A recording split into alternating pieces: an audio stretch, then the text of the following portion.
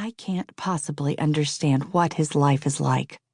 I have never been that sick and that alone. I have no voice, Marty said to me one morning. I asked him to explain. The night before, he and the administrator of the assisted living community had a difference of opinion about a particular resident policy. Marty challenged him, saying, "That's not fair. You get to go home every day at 5 o'clock, but this is my home." The administrator stood up, pointed his finger at him, and roared, "This is not your home. You just lease an apartment here like everybody else." At that moment, Marty realized he was alone, ill, and without the comfort and support of an on-site advocate. His spirit was broken. Marty never fails to keep me grounded in the realities of aging alone. The essence of each conversation is not the subject matter, but rather the sharing of experiences with someone who genuinely cares about the big and little things in life that you wouldn't share with just anyone. I know now that if I have a friend like Marty in my life when I am old and alone, I will be able to get through anything that life dishes out. Marty is my trusted lifeline and shows me just how important our relationships are as we age, and how many challenges there can be to sustaining them. Whether you have a Marty in your life right now or not, you have chosen this book for good reason.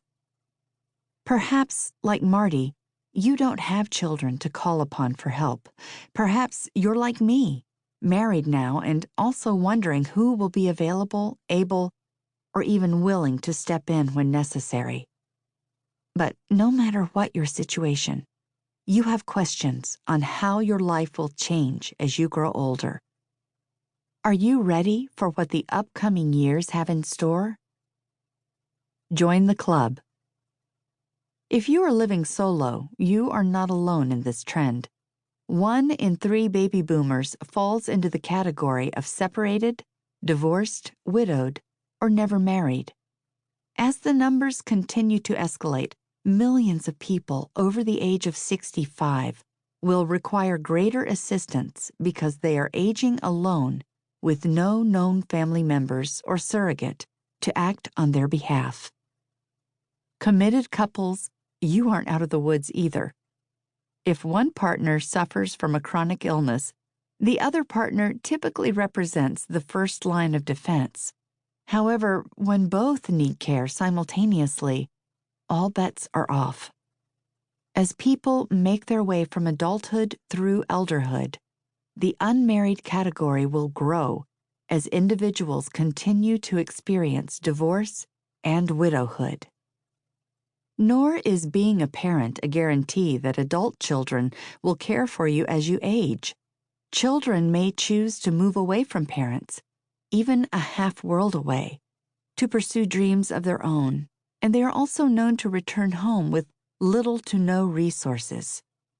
Simply put, you have no idea whether anyone you love and trust today will accompany you on your aging journey, or be by your side up to and until you take your final breath. If you currently have a close network of family and trusted friends, and feel confident that they will be there for you any time of the day and night, then count your blessings. As your personal network evolves due to death or other extenuating circumstances, you can continue to use your relationship-building skills to develop new and rewarding alliances. If you prefer a more insular and solitary lifestyle, you may unknowingly be choosing to go it alone during uncertain times. Let me be clear from the get-go. Marriage is not the goal of this book by any means. Aging solo is the conscious choice of many and deserves its rightful status in society. If marriage and partnering is not and has never been a desire of yours, this would be a good time to update your language when referring to your preferred living situation. The use of the word single implies the state of not being married. To proclaim you